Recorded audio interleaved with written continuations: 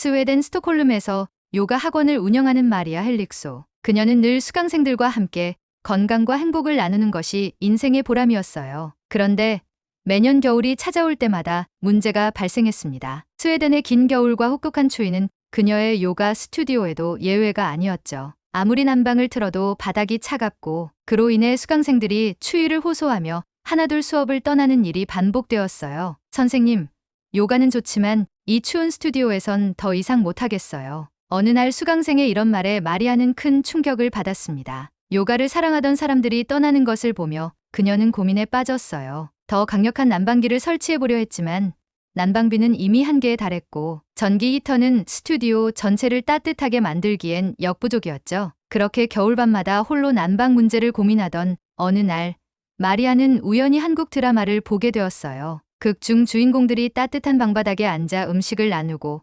편안히 휴식을 취하는 장면이 눈에 들어왔습니다. 저 바닥에서 열이 나는 건가? 이게 뭘까? 드라마 속 따뜻한 바닥에 앉아 웃고 있는 사람들의 모습이 머릿속에서 떠나질 않았어요. 마리아는 바로 검색을 시작했습니다. 그리고 알게 되었죠. 그것이 바로 한국의 전통 난방 시스템, 온돌이라는 것을요. 바닥에서 열이 올라오다니. 이건 그냥 난방이 아니라 문화인 걸까? 처음엔 단순한 호기심이었지만 알아볼수록 온돌의 효율성과 독창성에 매료되었어요. 인터넷에서 본 온돌의 설명만으로는 만족할 수 없었던 그녀는 한 가지 결심을 내립니다. 직접 한국에 가서 이 온돌이라는 걸 느껴봐야겠어. 그날부터 마리아는 온돌에 대해 더 깊이 알아보기 시작했어요. 어떻게 바닥이 따뜻해질 수 있는 거지? 전기 히터랑 뭐가 다른 거야?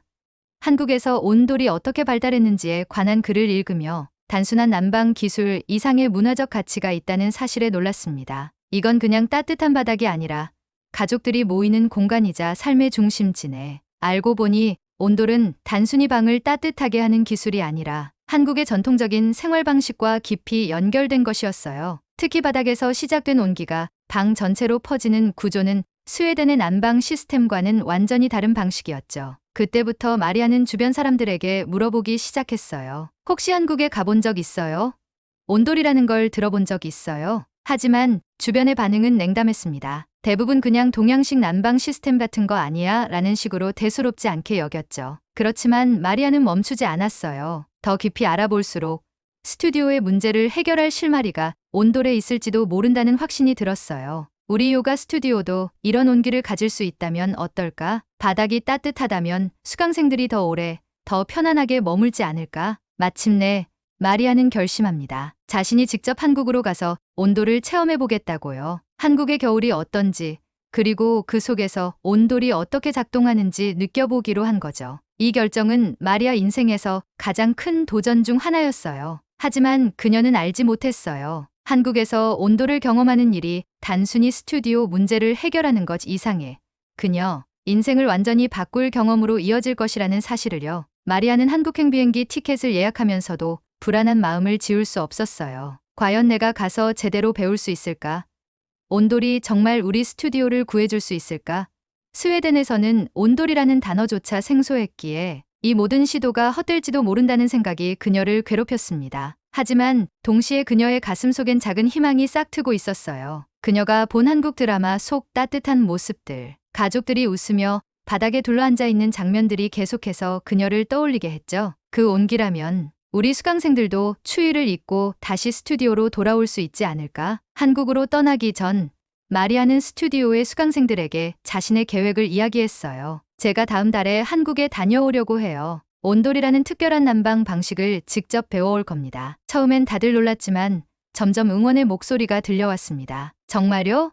한국엔 그렇게 좋은 난방 시스템이 있다니 신기해요. 선생님, 꼭 성공하세요. 우리가 기다리고 있을게요. 한국에 도착한 마리아는 서울의 겨울을 처음 맞이하며 흥미로운 경험을 하기 시작했어요. 생각보다 추운 날씨에 놀랐지만 한편으론 모든 건물 안이 따뜻하다는 점에 충격을 받았습니다. 어떻게 이렇게 모든 곳이 따뜻하지?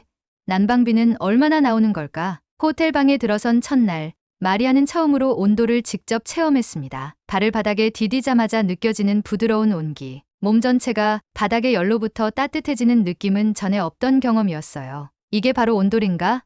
바닥이 이렇게 따뜻할 수 있다니 정말 놀라워. 그날 밤 마리아는 호텔 바닥에서 잠들었습니다. 침대가 아닌 바닥에서 따뜻하게 잠이 든 자신을 보며 그녀는 이렇게 생각했어요. 이 온돌이 정말로 우리 스튜디오를 바꿔줄지도 몰라. 그리고 한국에 머무는 동안 온돌의 비밀을 더욱 깊이 파헤치기로 마음먹었습니다. 마리아는 본격적으로 온돌에 대해 배워보기 위해 서울의 한 전통 한옥 체험관을 찾았습니다. 거기서 온돌 전문가로 알려진 박정수 씨를 만나게 되었어요. 박정수 씨는 한국 전통 건축의 매력을 전 세계에 알리기 위해 여러 나라를 다니며 강연을 했던 사람이었습니다. 스웨덴에서 오셨다고요? 온돌에 관심이 있으신가 봐요. 네.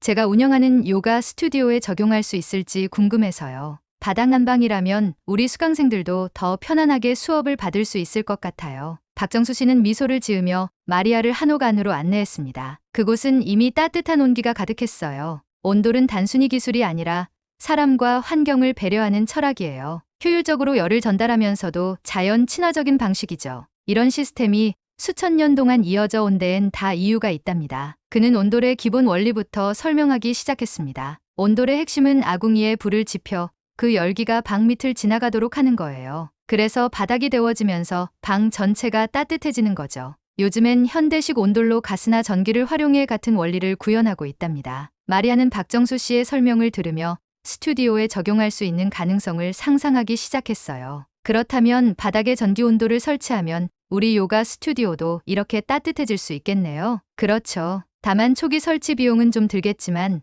난방비 절감 효과를 보면 충분히 가치가 있을 겁니다. 그날 저녁 마리아는 서울의 한 찜질방을 찾았습니다. 거기서 마리아는 또 한 번 놀라운 경험을 하게 되었죠. 따뜻한 온돌 바닥 위에서 사람들이 평온하게 쉬고 건강을 챙기는 모습은 마리아에게 새로운 아이디어를 떠올리게 했습니다. 스튜디오에 온돌을 도입하면 단순히 요가 수업뿐 아니라 사람들이 몸과 마음을 힐링할 수 있는 공간으로도 만들 수 있겠구나. 그러나 문제가 하나 있었습니다. 온돌은 한국에서는 일반적인 시스템이지만 스웨덴에서는 전혀 알려져 있지 않았습니다. 게다가 스웨덴 사람들은 생소한 기술에 대해 보수적인 태도를 가지는 경우가 많았죠. 마리아는 이 장벽을 어떻게 넘을지 고민에 빠졌습니다. 온돌이 정말 스웨덴에서도 성공할 수 있을까?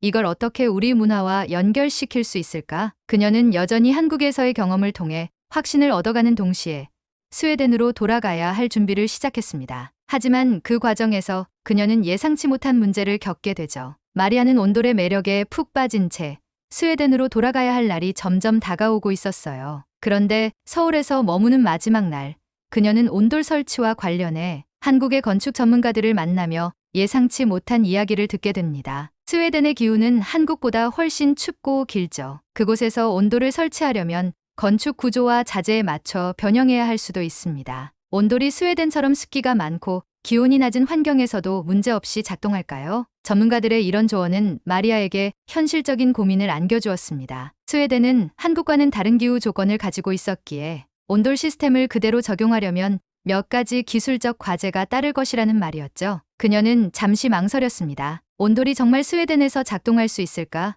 만약 실패한다면 어떻게 하지? 마리아는 자신감이 흔들리기 시작했지만 동시에 스튜디오를 떠난 수강생들의 모습이 떠올랐습니다. 내가 지금 포기하면 아무것도 바뀌지 않아. 이건 단순한 난방 문제가 아니야. 더 나은 환경을 만들기 위한 도전이야. 마리아는 한국에서 직접 온돌을 경험하며 찍어둔 사진과 영상을 활용하기로 결심했어요. 전문가들에게서 배운 온돌의 원리와 장점을 자세히 설명하며 스웨덴에 돌아가 투자자와 지역 건축가들을 설득할 계획을 세웠습니다. 한국 온돌은 단순히 기술이 아니에요. 문화이고 삶의 방식입니다. 저는 이 온기를 우리 스튜디오에 꼭 가져오고 싶어요. 한국을 떠나는 비행기에서 그녀는 노트를 꺼내어 새로운 스튜디오 디자인을 구상하기 시작했습니다. 전통 한옥의 따뜻한 분위기를 살리되 스웨덴의 현대적 감각을 더한 융합적 공간을 꿈꾸며 마리아의 마음속엔 희망이 다시 피어나기 시작했어요. 하지만 그녀는 여전히 알지 못했습니다. 스웨덴으로 돌아간 후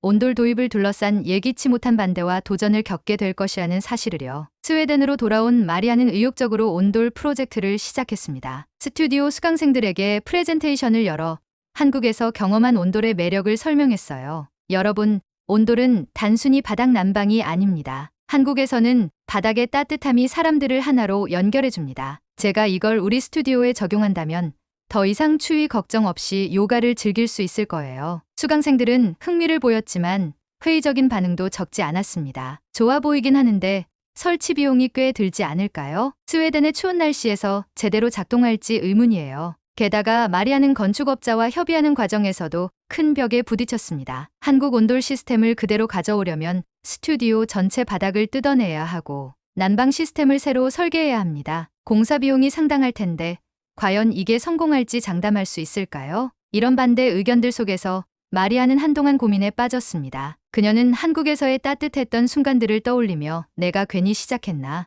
이게 과연 스튜디오에 도움이 될까라는 생각이 머릿속을 떠나지 않았어요. 하지만 그때 스튜디오를 떠났던 한 수강생으로부터 연락이 왔습니다. 마리아, 요즘 스튜디오 상황이 어떤가요? 사실 전 다시 돌아가고 싶은데 추운 환경이 걱정돼서 망설이고 있었어요. 이 한마디가 마리아를 다시 일으켜 세웠습니다. 내가 이 프로젝트를 성공시킨다면 이 수강생뿐 아니라 더 많은 사람들이 돌아올 수 있을 거야. 마리아는 스웨덴의 전문가들과 협업하며 기존의 온돌 시스템을 스웨덴 환경에 맞게 변형하기 시작했습니다. 바닥을 뜯어내는 대신 얇은 전기 히팅 패드를 사용해 온돌 효과를 재현하려는 아이디어가 나왔죠. 이 과정에서 예상보다 더 많은 시간과 돈이 들었지만 마리아는 포기하지 않았습니다. 드디어 첫 번째 테스트 날, 마리아와 몇몇 수강생들이 완성된 바닥 위에 앉았습니다. 바닥의 온기가 서서히 퍼지자 모두가 눈을 크게 뜨고 감탄했습니다. 이게 정말 바닥에서 나는 열인가요? 믿을 수 없네요. 발이 따뜻하니까 온몸이 편안해지는 것 같아요. 하지만 문제는 끝나지 않았습니다. 몇 주 후 난방비가 예상보다 더 많이 나왔다는 소식이 들려온 거예요. 게다가 지역 언론에서는 한국식 난방 시스템이 과연 스웨덴에서 적합한가라는 의문을 제기하며 부정적인 기사를 내놓았습니다. 난방비 폭탄이라는 비판에 마리아는 큰 좌절을 겪었지만 그녀는 여기서 멈추지 않기로 결심합니다. 난방비 문제를 해결할 방법을 찾으면 돼. 온돌이 우리 스튜디오를 바꿀 수 있다는 걸 증명해 보일 거야. 마리아는 난방비 문제를 해결하기 위해 전문가들의 도움을 받아 온돌 시스템을 다시 조정하기로 했습니다. 전기 소비를 최적화하기 위해 자동 온도 조절 장치를 도입하고 바닥 단열재를 강화했어요. 이 작업은 또다시 시간과 비용이 들었지만 마리아는 흔들리지 않았습니다. 그녀는 이 과정을 수강생들과 공유하며 오히려 이 프로젝트를 통해 모두가 하나로 뭉칠 수 있도록 만들었습니다. 우리가 함께 노력해서 완성한 이 온돌 시스템은 단순히 난방을 넘어서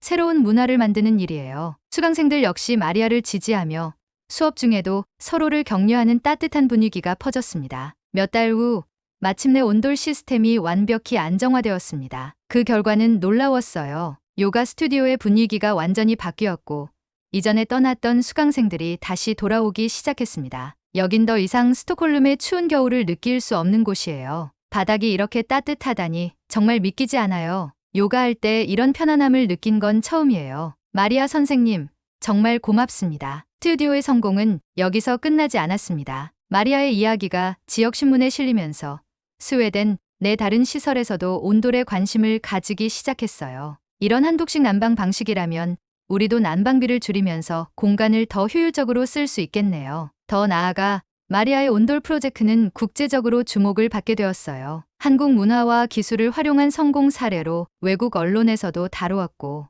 마리아는 한국관광청으로부터 초청을 받아 온돌의 매력을 알리는 홍보대사로 활동하게 되었습니다. 마리아는 이렇게 말했습니다. 한국에서 경험한 온돌은 단순히 바닥을 따뜻하게 하는 기술이 아니었어요. 사람과 공간을 연결하고 모두가 함께 따뜻함을 나누는 철학이었죠. 제가 그 온기를 스웨덴에 전할 수 있었다는 것이 정말 기쁩니다. 이제 마리아의 스튜디오는 단순한 요가 공간을 넘어 한국 온돌과 스웨덴 요가가 융합된 하나의 작은 문화 상징이 되었습니다. 그리고 그녀는 앞으로도 더 많은 사람들에게 따뜻함과 연결의 중요성을 알리겠다는 다짐과 함께 미소 지었습니다. 언젠가 스웨덴에서 온돌이 더 많은 곳에서 사용되길 꿈꾸며 그 시작이 제 스튜디오라는 게 자랑스러워요.